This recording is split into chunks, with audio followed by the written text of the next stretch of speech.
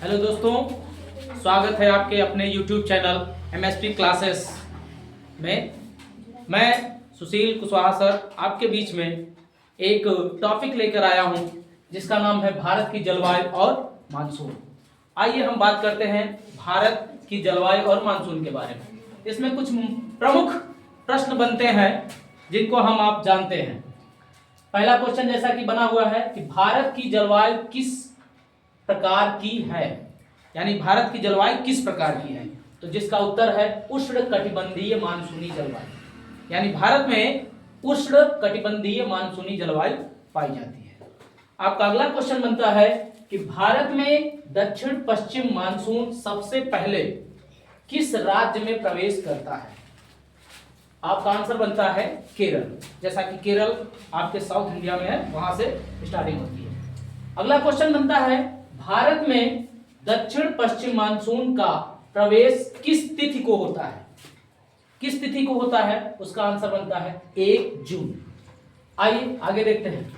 अगला क्वेश्चन, भारत में मानसून की वापसी किस महीने में होती है। भारत में मानसून की वापसी किस महीने में होती है, जिसका आंसर होता है सितंबर और अक्टूबर।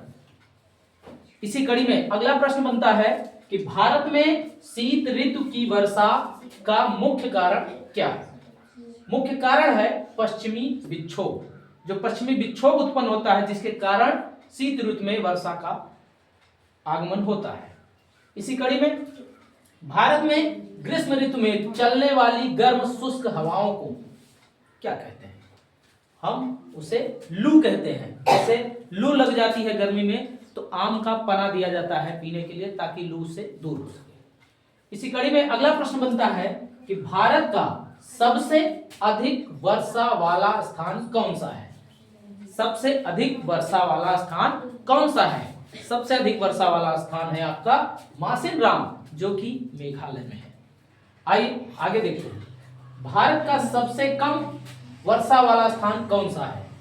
भारत का सबसे कम वर्षा वाला स्थान कौन सा है, जिसका आंसर बनता है जैसलमेर, जो कि आपके राजस्थान में है। अगली कड़ी, चेन्नई में शीत ऋतु की वर्षा किस कारण से होती है।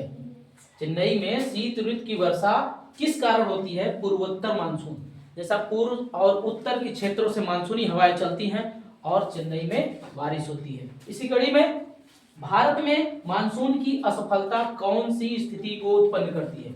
जैसे मानसून नहीं आता है तो क्या स्थिति बनती है, वो स्थिति बनती है सूखा की, जहां आपातकाल की घोषणा की जाती है। भारत का शीत मरुस्थल कहाँ है। शीत मरुस्थल, जहां पे ठंडी में भी मरुस्थल है, उसे कहते हैं लेह लद्दाख। फिर मानसून की सबसे पहले पहुंचने वाली शाखा कौन सी है। अरब सागर शाखा।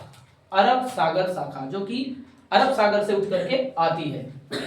भारत में मानसून की उत्पत्ति का कारण है क्या है। तापीय निम्न दाब क्षेत्र का बनना। तापीय निम्न जो है दाब क्षेत्र का बनना, क्योंकि ताप बढ़ता है और दाब भी उधर, दाब में कुछ घटोत्तरी होती है, जिसके कारण इनमें उतार चढ़ाव आते हैं और बारिश उत्पन्न होती है। भारत की कौन सी फसल मुख्य रूप से मानसून पर निर्भर होती है। जैसा कि सभी जानते हैं कि मानसून आता है तो मानसूनी वर्षा पर यह डिपेंड होता है, जिसे हम धान कहते हैं। किसानों की धान की फसल मुख्य रूप से बारिश पर डिपेंड होती है। इसी प्रकार इस टॉपिक का लास्ट क्वेश्चन आपका बनता है, भारत का कितना प्रतिशत भाग मानसून पर निर्भर है। यानी भारत का कितना प्रतिशत भाग मानसून पर निर्भर है, वो कितना है 70%। तो इस तरीके से हमारे इस टॉपिक के ये कुछ प्रमुख प्रश्न हैं जो आपको प्रतियोगी परीक्षाओं में काम आएंगे। मिलते हैं आपसे अगले वीडियो में और अगले टॉपिक के साथ। तब तक के लिए धन्यवाद।